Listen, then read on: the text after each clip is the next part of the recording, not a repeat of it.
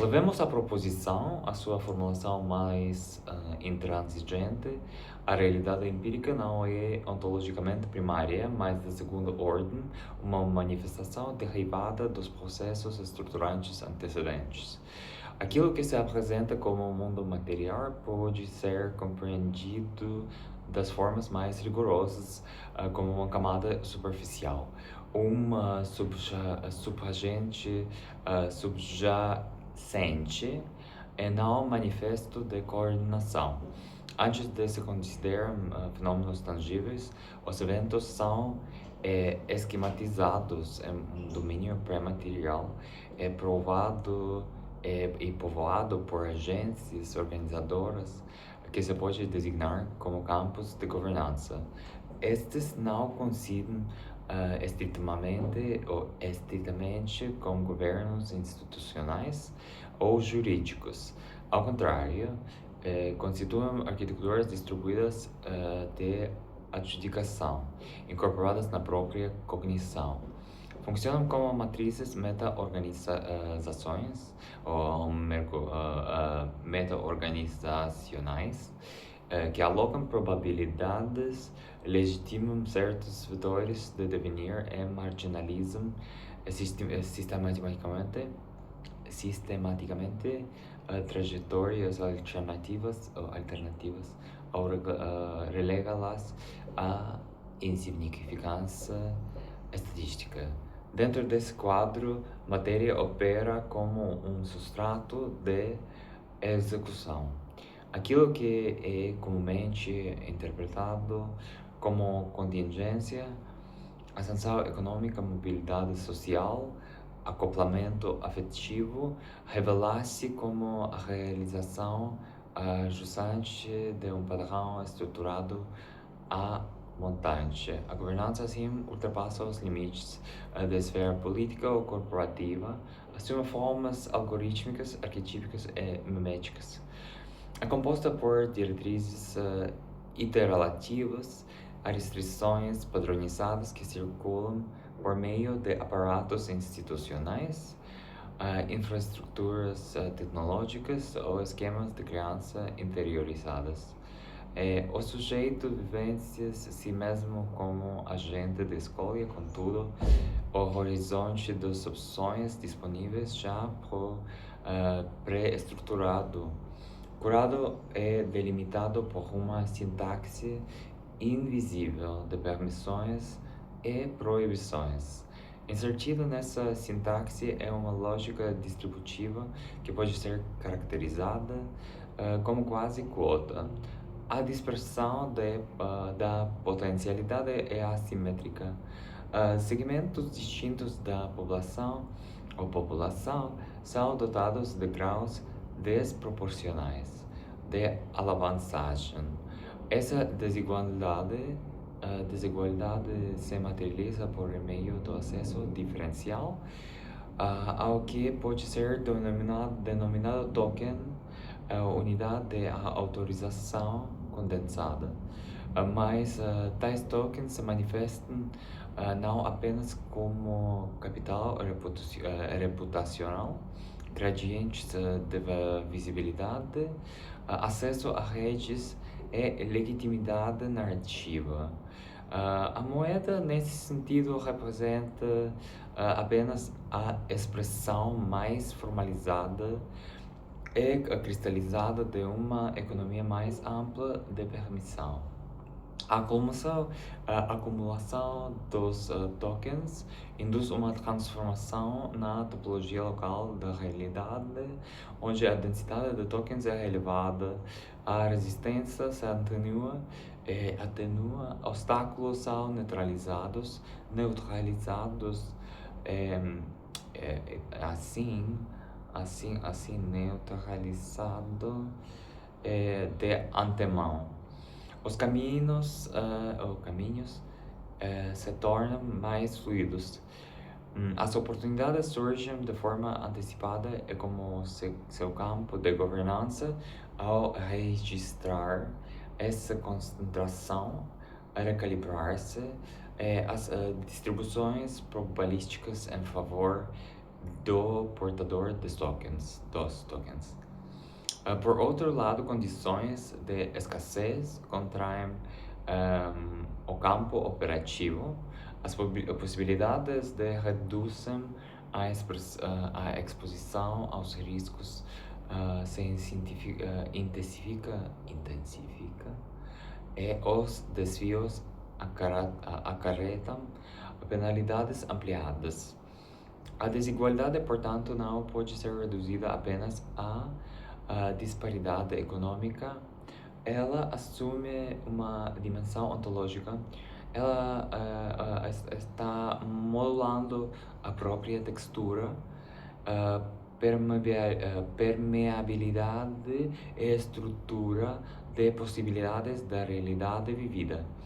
De maneira crucial, esses campos de governança não operam exclusivamente por meio de coerção externa. Sua eficácia baseia-se em processos de alinhamento e internalização. Modelos normativos, aquilo que conta como aspiração legítima, sucesso credível ou aplicação desejável, são assimilados de forma pré-reflexiva. Os sujeitos tornam-se canais de reprodução dessas diretrizes, ensinando-as e reforçando a necessidade de codificação explícita. A governança adquire, assim, um caráter autopoético. Os governantes são simultaneamente agentes de sua própria regulação e reguladores dos outros, perpetuando normas que não são formalmente legisladas, mas amplamente operativas. As infraestruturas digitais contemporâneas intensificam e aceleram essas dinâmicas.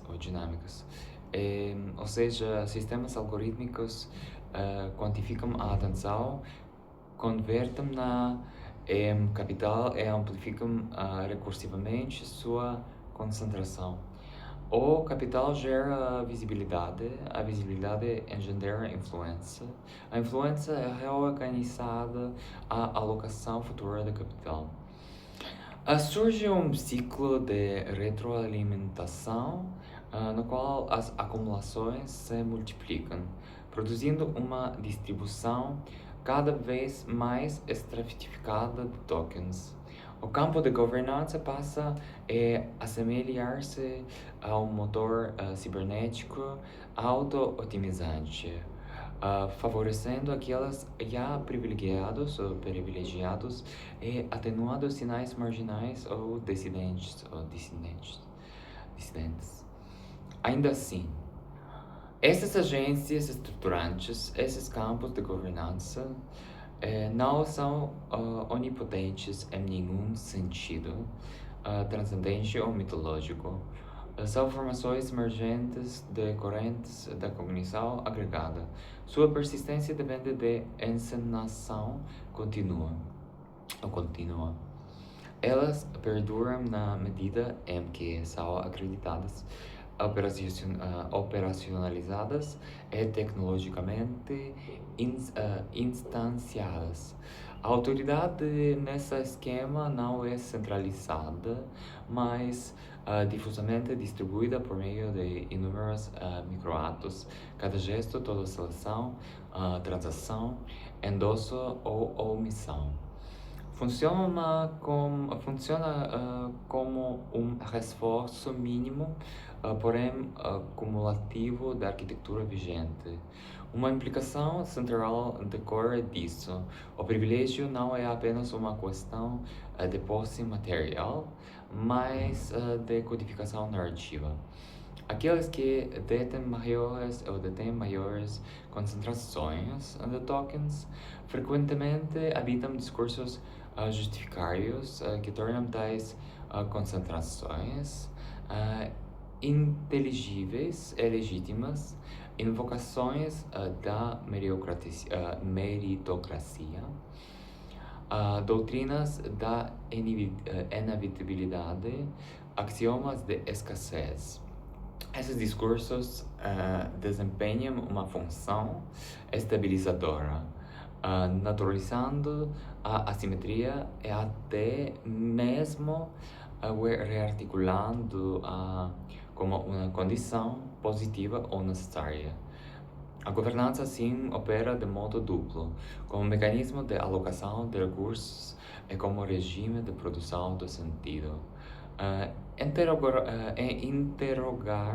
e potencialmente transformar essa configuração exige mais do que intervenções redistributivas no nível dos recursos materiais, requer uma reconfiguração epistêmica, uma reorientação em direção à camada pré-material na qual as distribuições são inicialmente estruturadas. O reconhecimento do estatuto de execução do domínio material abre a possibilidade de reprogramação e experimentais ou reprogramações a redistribuir a atenção, reavaliar o valor e desestabilizar concentrações monopolísticas de tokens no nível da significação antes da sua cristalização material.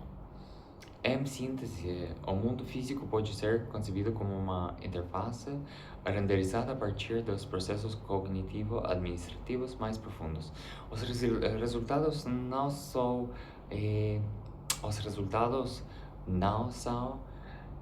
estocásticos, mas diferencialmente ponderados.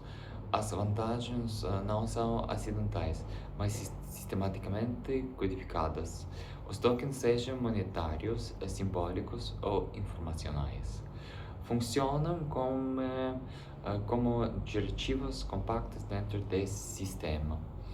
Essas agências que parecem governar a realidade não são redutíveis nem a conspiradores intencionais, nem elevadas a absolutos divinos, são inteligências padronizadas emergentes da mente coletiva, sustenidas ou sustentadas pela crença e atualizadas por meio da distribuição desigual de recursos e atenção.